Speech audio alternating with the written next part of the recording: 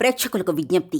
ఈ కార్యక్రమంలోని ప్రతి అంశం విషయ పరిజ్ఞానం కోసమే, ఎవరిని ఉద్దేశించినవి కావు. ఇందులో సూచనలు, సలహాలు కేవలం పాల్గొన్న వారి వ్యక్తిగత అభిప్రాయాలు మాత్రమే. ప్రేక్షకులు విజ్ఞతతో గ్రహించి వారి సూచనలు పాటించడమా లేదా అన్నది మీ వ్యక్తిగత నిర్ణయం. ఇందులో ఏ విధమైనటువంటి వ్యక్తిగత ఫలితాలకు గాని, వ్యక్తిగత లావాదేవీలకు గాని ఛానల్ యాజమాన్యానికి, సిబ్బందికి ఏ విధమైన సంబంధము, బాధ్యత లేదు. ప్రేక్షకులు గమనించగలరు. ధన్యవాదములు. నమస్తే శంకరి మేడం. నమస్తే ఉషా మేడం, అఫర్మేషన్స్, విజువలైజేషన్, విశ్వానికి ఎలా కనెక్ట్ అవ్వాలి, మనం ఇలా చాలా సబ్జెక్ట్ గురించి ఎక్కువ మాట్లాడుతూ ఉంటాం.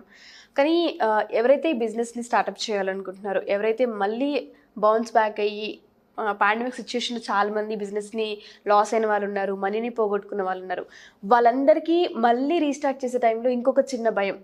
మేము అఫర్మేషన్స్ చేస్తున్నాం, విజువలైజేషన్ చేస్తున్నాం, మళ్ళీ మాకు ఎందుకో భయంగానే ఉంది. వర్కౌట్ అవుతుంది, అసలు మళ్ళీ ఇలాంటి సిచ్యువేషన్ వస్తుందేమో, మళ్ళీ లాస్ అవుతామేమో, మనీ పోతుందేమో, సోర్సెస్ ఉండవేమో, ఇలాంటి సిచ్యువేషన్స్ అన్నీ మమ్మల్ని గందరగోళానికి గురి చేస్తున్నాయి.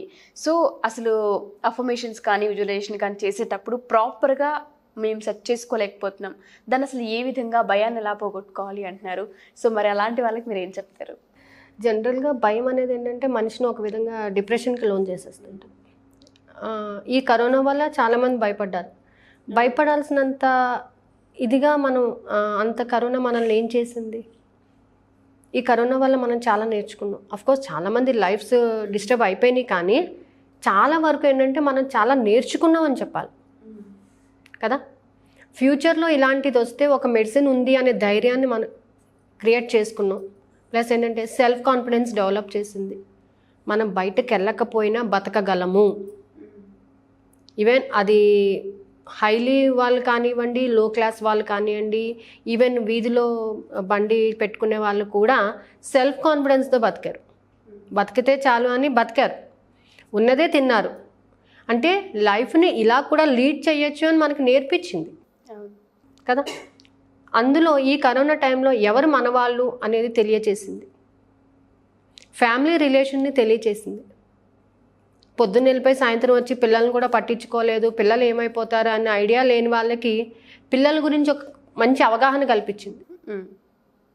ఫ్యామిలీ గురించి పట్టించుకోలేని జెంట్స్కి కానీ ఎవరికైనా కానీ ఫ్యామిలీ ఎలా ఉంటుంది, ఫ్యామిలీ సర్కమ్స్టెన్స్లో ఎవరి మెంటాలిటీ ఎలా ఉంటుందని తెలియజేసింది. సో దానికి మనం అప్రిషియేట్ చేయాల్సిందే కరోనాను ఒక విధంగా. అంటే చాలామంది లైఫ్స్ ఇదైనా అనుకోండి, కొంచెం అయ్యింది, కానీ తెలుసుకోగలిగాం. మీలో ఒక రకమైనటువంటి సెల్ఫ్ కాన్ఫిడెన్స్ని డెవలప్ చేసింది. ఓకే, మనం బతుకుంటే చాలు, మళ్ళీ మనం సంపాదించుకోగలం, అవ్వచ్చు, మన తెలివితేటలను ఉపయోగించి మనం చేసుకోవచ్చు అనేటటువంటి కాన్ఫిడెన్స్ని కూడా మనం ప్రొవైడ్ చేసింది కదా కరోనా. సో కరోనాకి ఒకసారి థ్యాంక్స్ చెప్పేసేయండి, ఏం నష్టమేం లేదు చెప్పడం వల్ల. సో ఏంటంటే ఈ భయాన్ని ఎలా పోగొట్టుకోవాలంటే, మనం ఏదైనా స్టార్ట్ చేసేటప్పుడు భయం అనేది పెట్టుకోవద్దు. ఫస్ట్ ఈ భయం ఉన్నవాళ్ళు కొంచెం సేపు అన్నా మెడిటేషన్ చేసి, నేను ఒక శరీరాన్ని మాత్రమే కాదు, నేను ఒక ఆత్మను, నేను శక్తిశాలి ఆత్మను అని మీరు ఒక 11 సార్లు అనుకోండి. మీలో తెలియని ఎనర్జీ డెవలప్ అవుతుంది. ఈ బాధలు ఇవన్నీ ఏంటి, కేవలం మన శరీరం వరకే ఉంచాలి, అవి మన మనసు వరకు అవి వెళ్ళడానికి వీలు లేదు కదా. మనది ఏంటంటే శక్తిశాలి ఆత్మ, మనం దేన్నైనా పొందగలం, నేను ఏదైనా సాధించగలను. Yes, I can do it. నేనుగా నిలబడగలను, నాలో ఆ ఎనర్జీ ఉంది అని మీకు మీరు మోటివేట్ చేసుకోవాలి. అలా మోటివేట్ చేసుకోలేని పక్షంలో ఏమవుతుందంటే చిన్నపిల్లడు కూడా మనల్ని భయపెడతాడు కదా. చిన్న గన్ పట్టుకొని మనం భయపెడతాడు. అదే మనం మోటివేట్ చేసుకుని, అంటే భయపడినట్టు నటించడం వేరు, నిజంగా భయపడడం వేరు. సో అలా కాకుండా ఏంటంటే మిమ్మల్ని మీరు మోటివేట్ చేసుకోండి. నేను ఎందుకు భయపడాలి, అంత పెద్ద కరోనాకే నేను స్ట్రాంగ్గా నిలబడ్డాను, ఈ బిజినెస్ నేను చేయలేనా, ఇందులో నాకు అన్ని మెలకువలు తెలుసు, దీంట్లో ఏ విధంగా కస్టమర్ వస్తే ఎలా అట్రాక్ట్ చేసుకోవాలి, వాళ్ళతో ఎలా మాట్లాడాలి, ఇవన్నీ నాకు తెలుసు. తెలిసినప్పుడు నేను ఎందుకు భయపడాలి, దేనికోసం భయపడాలి? నన్ను నేను నిరూపించుకోగలను, నాకు ఆ కెపాసిటీ ఉంది, నేను దాని మీద వర్క్ చేయగలను అనేటువంటి కాన్ఫిడెన్స్ ఎప్పుడైతే మీరు క్రియేట్ చేసుకుంటారో దేనికి భయపడాల్సిన అవసరం ఉండదండి. భయాన్ని వదిలేసి, ఒకవేళ మీకు బాగా భయం వేసిందో ఒక్క ఎఫర్మేషన్ చెప్తాను చూడండి. నైట్ కూర్చొని ఒక 10 నిమిషాలు నాలో సరికాని భయాలను, సరికాని ఆలోచనలు, వ్యతిరేక భావాలను నేను తక్షణమే వదిలిపెడుతున్నాను అని ఒక్క 11 టైమ్స్ అనుకోండి. దానికన్నా ముందు నేను విశ్వాన్ని నమ్ముతున్నాను. సో నాకు ఎల్లవేళలా నాకు తోడు ఉంటుంది విశ్వం, నా బ్యాక్లో ఉంటుంది తను. కాబట్టి నేను ఎందుకు భయపడాలి? సాక్షాత్ ఆ విశ్వమే నాలో ఉన్నప్పుడు నేను ఎవరికోసం భయపడాలి? నేను ఏ డైరెక్షన్లో వెళ్ళాలో ఒక్క గూగుల్ మ్యాప్ పెట్టుకుని ఎక్కడికన్నా వెళ్ళిపోతాం మనం కదా. ఇప్పుడు ఆ గూగుల్ మొత్తం మన వెనకనే ఉన్నప్పుడు ఎందుకు భయపడాలి మనం? యూనివర్స్ మొత్తం మన దగ్గరే ఉన్నప్పుడు, యూనివర్స్తో మనం కనెక్ట్ అయినప్పుడు ఎందుకు భయపడాలి? నాలో సరికాని ఆలోచనలు, సరికాని భయాలు, ఈర్ష్య ద్వేషాలను, ఎప్పుడైతే మీరు ఈర్ష్య ద్వేషాలను అసూయను వదిలేస్తారో భయం కూడా పోతుంది. ఈర్ష్య ఎప్పుడు వస్తుంది? పక్కవాడు బాగున్నాడు, నేను బాగాలేదు, అమ్మో వాడు ఇంత సంపాదిస్తున్నాడు, ఈ ఆలోచనలు వచ్చినప్పుడే కదా నీకు భయం వస్తుంది. ద్వేషం, వాడు ఇలా ఉన్నాడు, ఇదేంటో నాకెందుకు రావట్లేదు, ఇవన్నీ ఎప్పుడు క్రియేట్ అవుతున్నాయి? మీరు వాడి మీద ఈగో పెంచుకున్నప్పుడు, ఈర్ష్య పెంచుకున్నప్పుడు, ద్వేషం పెంచుకున్నప్పుడు, సరికాని ఆలోచనలు ఉన్నప్పుడే మీకు భయం అనేది వస్తుంది. వాటన్నింటినీ తీసేసాం అనుకోండి, మొక్క చుట్టూ ఉన్న పిచ్చి మొక్కలన్నీ పీకేసాం అనుకోండి, మొక్క చక్కగా పెరుగుతుంది కదా. ఫస్ట్ అవన్నీ తీసేసేయండి. అవన్నీ తీసేసి పాజిటివ్ మైండ్తో ఉండండి. దీనికి ఒక చిన్న ఎక్స్పెరిమెంట్ చేయండి. మీ ఇంట్లో మొక్కలు ఉంటాయి కదా, ఒక మొక్కకి మంచిగా పూలు పూస్తుంది, చాలా చక్కగా పూలు పూస్తుంది, చాలా మంచిది అంటూ నీళ్ళు పోయండి. ఒకదానికి ఇది ఎప్పుడు ఇంతే, ఒక పువ్వు కూడా పోయదు అని నీళ్ళు పోయండి. ఒక 4 రోజుల తర్వాత గమనించండి ఏది బాగుంటుంది. మీరు పాజిటివ్గా నీళ్ళు పోసిన మొక్క చక్కగా పువ్వులు ఇస్తుంది. నెగిటివ్గా ఆలోచించినప్పుడు నెగిటివ్గానే మీ ఆలోచనలు అంతే. మరి మీరు పాజిటివ్గా ఆలోచించి నేను చేయగలను అన్నప్పుడు మీలో శక్తి నింపుకుంటారు, ఎనర్జీని జనరేట్ చేసుకుంటారు. మీలో భయం పెట్టుకుంటే ఏమవుతుంది? Loss of energy. పక్కవాడి గురించి ఆలోచన చేసినప్పుడు నీ ఎనర్జీ నువ్వు లాస్ అయిపోతున్నావు. తాబేలు కుందేలు రన్నింగ్ రేస్ పెట్టుకున్నప్పుడు కుందేలు ఏం చేసింది? నేను పరిగెట్టి విన్ అవ్వాలని అనుకోలేదు అక్కడ. తాబేలు పరిగెట్టలేదు కదా, తాబేలు చిన్నగా నడుస్తుంది కదా అని దాని మీద ఆలోచన చేసి నిద్రపోయింది. కానీ తాబేలు ఏం చేసింది? దాని మీద దాని కాన్ఫిడెన్స్ పెంచుకొని ముందుకెళ్ళిపోయింది. ఎవరు విన్ అయ్యారు? తాబేలే విన్ అయింది కదా.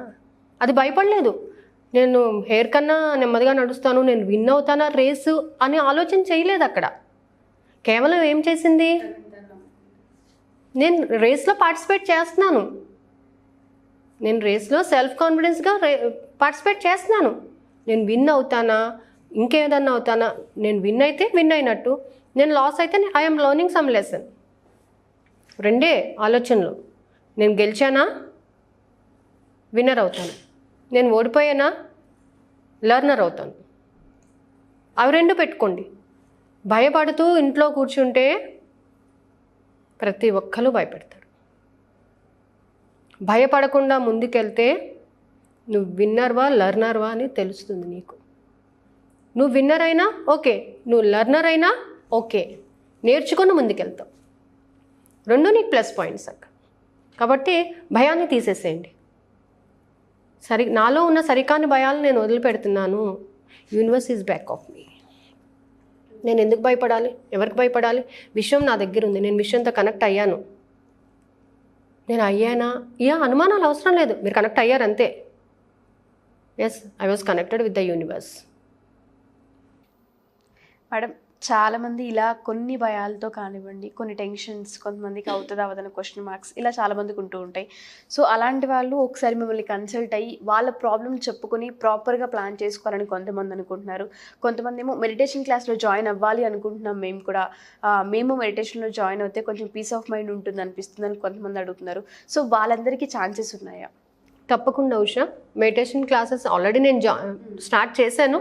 జాయిన్ అవుతానంటే కూడా వాళ్ళ ఇష్టం. అంటే ఏది వాళ్ళు మిస్ అయ్యారో దానిని మళ్ళీ నేను వాళ్ళకి ఇవ్వడానికి కూడా నేను అవకాశం కల్పిస్తాను. దాంతోపాటు ఏంటంటే classes every Sunday we are having a special class ఆన్లైన్లో.